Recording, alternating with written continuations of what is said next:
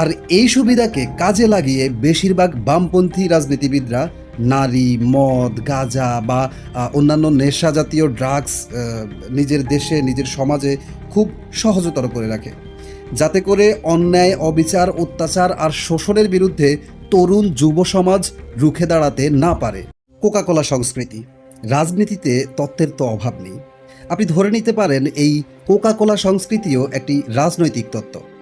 সারা পৃথিবীতে মার্ক্সবাদ, লেনিনবাদ, সেকুলারিজম, উদার গণতন্ত্র, ডান, বাম, উত্তর, দক্ষিণ সহ আরও অনেকগুলো থিওরি রয়েছে এই রাজনীতিতে। আর বেশিরভাগ মতবাদের নেতাদের উদ্দেশ্য একটাই: নিজের কর্মী, সমর্থক এবং সাধারণ মানুষের মাথা বেছে খাওয়া। কোকাকোলা সংস্কৃতি যদিও কোনো রাজনৈতিক মতবাদ নয়, কিন্তু এই শব্দটি রাজনৈতিক আলাপনের অন্ধকার টেবিলে বহুবার ব্যবহৃত হয়। কোকাকোলা নামক এই হালকা পানীয়ের আবিষ্কার মার্কিন যুক্তরাষ্ট্রে। আবিষ্কারের পরপরই এই পানীয় সমগ্র বিশ্বব্যাপী ছড়িয়ে পড়ে এবং তরুণ সমাজকে বিশেষভাবে আকর্ষণ করে।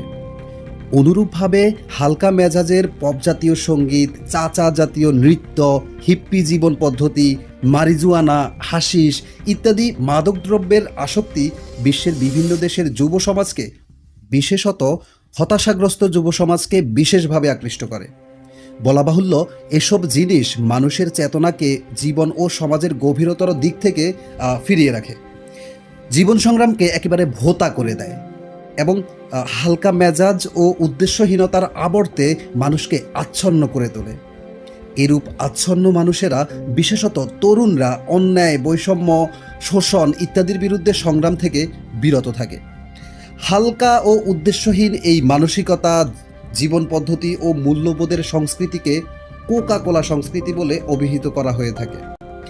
আর এই সুবিধাকে কাজে লাগিয়ে বেশিরভাগ বামপন্থী রাজনীতিবিদরা নারী, মদ, গাঁজা বা অন্যান্য নেশা জাতীয় ড্রাগস নিজের দেশে, নিজের সমাজে খুব সহজতর করে রাখে, যাতে করে অন্যায়, অবিচার, অত্যাচার আর শোষণের বিরুদ্ধে তরুণ যুব সমাজ রুখে দাঁড়াতে না পারে। আশা করি এতক্ষণে বুঝতেই পেরেছেন বাংলাদেশে কিভাবে এই কোকাকোলা সংস্কৃতি প্রয়োগ করে রাজনৈতিক নেতারা নিজেদের স্বার্থ হাসিল করে। অতীতেও করেছে, বর্তমানেও করছে, ভবিষ্যতেও করবে। কোন কোন রাজনৈতিক দল এবং দলের নেতারা এই কোকাকোলা সংস্কৃতির সাথে জড়িত, আপনারা তাদের কথাবার্তা শুনলেই বুঝতে পারবেন। আর কয়েক মাসের মধ্যে বাংলাদেশে জাতীয় নির্বাচন। সেই নির্বাচনে আপনি কাকে ভোট দিবেন এবং আপনার ভবিষ্যৎ কিভাবে নির্ধারণ করবেন, আপনার পরবর্তী প্রজন্মকে কিভাবে গড়ে তুলবেন, that's up to your decision. আসসালামু আলাইকুম।